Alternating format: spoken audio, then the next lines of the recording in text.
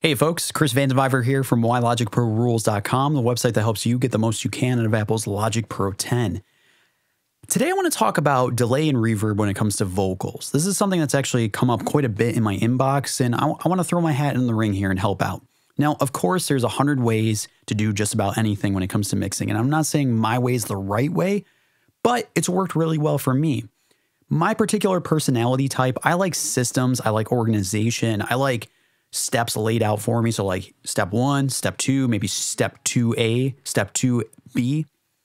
It just works really well for me. So the way that I parse out my delays and reverbs are very much in a systematic approach where this delay is specific for a very particular reason. I use this reverb over here for a very particular reason, and it just works really well for me. So with all that said, I use 2 delays and 1 reverb generally for most of my vocals. It follows the same pattern. I think it's even the same in my mixing template that you can download for free. If you have a different approach, I'd love to hear in the comments below. But anyways, so I have a mix here with some vocals. And of course, I have delays and I have reverbs that I'm using on the vocals. Let's take a listen to what's going on here.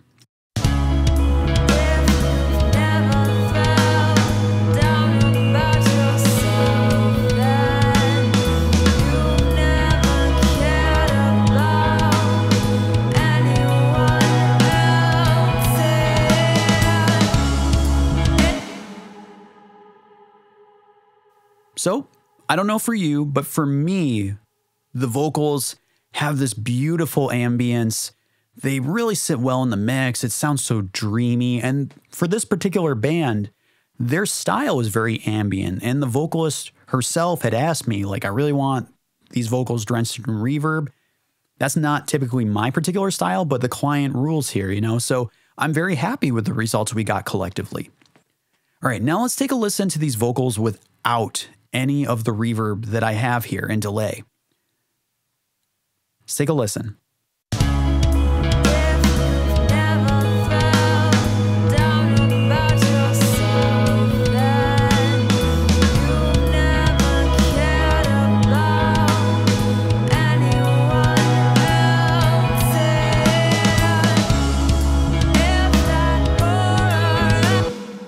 Okay.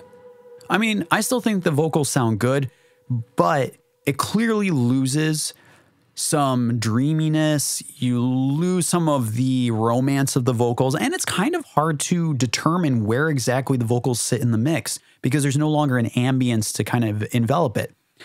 Delay and reverb is great not only for creativity, but also for helping instruments sit in the mix and helping the listener identify where things are coming from and where they exist. Okay, let's start peeling back this onion a bit. I'm going to zoom in on my vocals here. And let's just start with this delay here. Okay, so for my 2 delays, I typically use a 16th note delay, a stereo 8th note delay, and then I use a reverb, usually on a Hall preset. Now, it all depends on the style of music that you're working on and what you're trying to achieve. Maybe a Hall preset would not work for your vocals, and you'd be more interested in a room or a chamber. But this is what works really well for me. Now, the purpose of each one of these is very specific. Now, a 16th note delay is often called a slapback delay, and the reason is because it sort of mimics the sound of like sound hitting against a back wall and slapping back. I use tape delay, or other delays for that matter, on a 16th note setting for the purpose of creating that back wall slap, that ambience that helps vocals and other instruments sit in the mix, and it feels like it's sitting in a room. I use an 8th note delay specifically for adding width to vocals, most usually, but other instruments as well.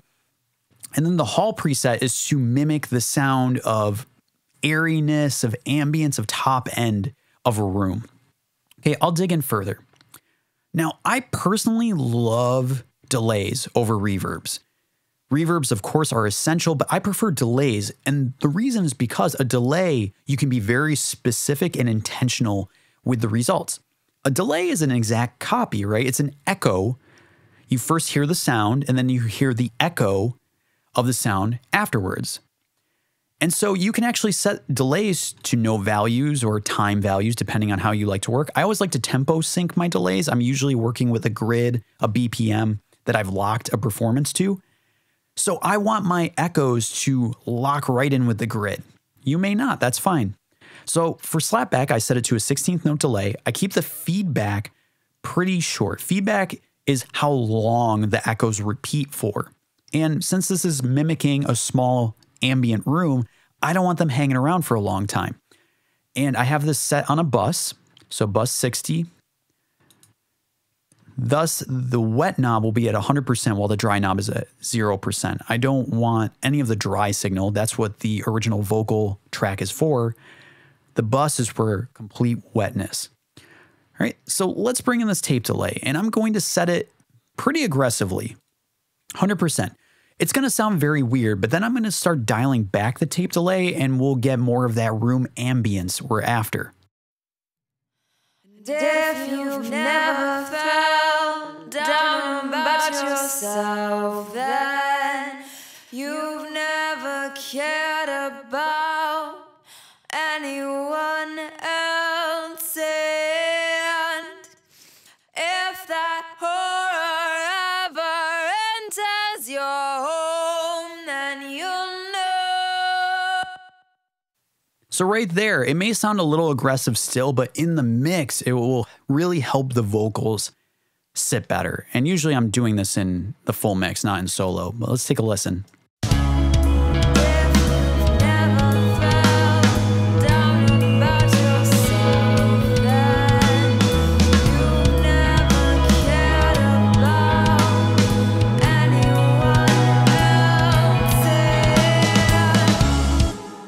Okay, so now let's move on to the 8th note delay. I'm going to solo the vocal track once again. So with the tape delay, which is what we just worked with, I keep that on a mono track. I don't want the delay coming from left, right, and center. I want it very intentionally and specifically down the center. That's where the vocals are coming from. I want to create that back wall behind the vocals to give it location in the mix across the stereo spectrum. But with the 8th note delay, my goal is to add width.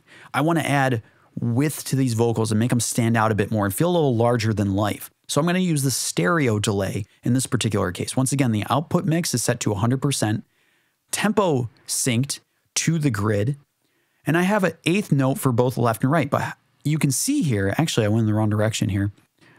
My goal is to set the deviation a little off from left to right. So for the left side, it would be, a little on the negative side, and the right side a little on the positive side. The goal is that I don't want the echoes to hit at the same exact moment. I want them close. I want them both 8th notes, but I want them to be a little separated, and that'll help add width. Let me set the deviation to just 0. And let's take a listen to the vocals with this 8th note delay. I'm going to mute the slap. I'm going to set this to 100% on the bus or 0 dB. Let's take a listen. And if you've never felt down about yourself, then Okay, it's all coming down the center. Now let's set a little deviation here in each direction. So maybe like that. Take a listen. and if you've never felt down about yourself. So now that the delay is not coming at the exact same moment, it's not summing to mono. That's what was happening in the first case because it's the same exact timing. There's no difference. And so the left and the right just kind of sum together. It's the exact same signal occurring again and again. Now with the deviation, they're hitting at different times, which creates this sense of left and right. Okay, now let's take a listen to the vocals as I bring down this 8th note delay. And if you've never felt down about yourself, then you've never cared about anyone else. And if that horror ever enters your home. Okay, so now we have a back wall to the vocals. We have width for the vocals. Now they sound wider and a little more exciting to the ear. Then we introduce a reverb.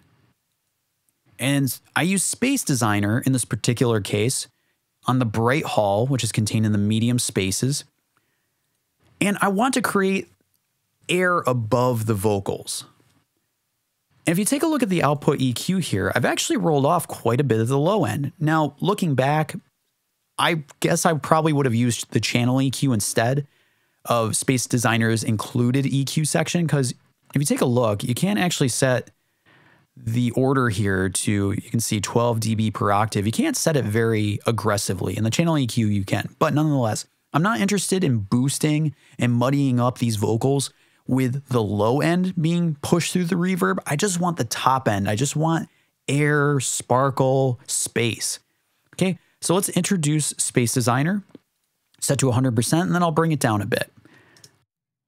And if you've never felt down about yourself, then you've never cared about anyone else. Without. And if you've never felt down about yourself, then you've never cared about. And now there's more space and more ambience. And this works really well for this particular band because ambience is what they're all about. So now we glue it all together and put it into the mix here. Take a listen.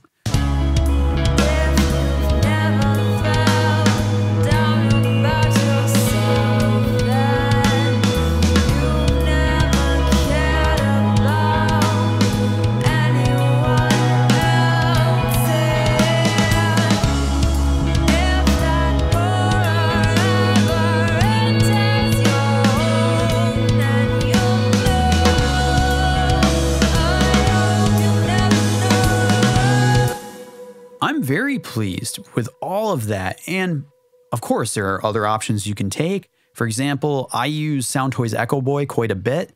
And I would say that Echo Boy, the thing that it has over anything else in terms of delay is there are many styles to work within. A lot of that has to do with saturation and tone, and you can improve, I don't even want to use the word improve. You can change the tone of the different delays within Logic by using distortion, using fat effects. Many options. So I hope that was helpful to you. If it was, as always, I highly suggest that you subscribe to the YouTube channel, Why Logic Pro Rules, or on the website itself, whylogicprorules.com. Every week, I'm posting new posts, new videos, and new emails to help you get the most you can out of Apple's Logic Pro 10. Thanks so much.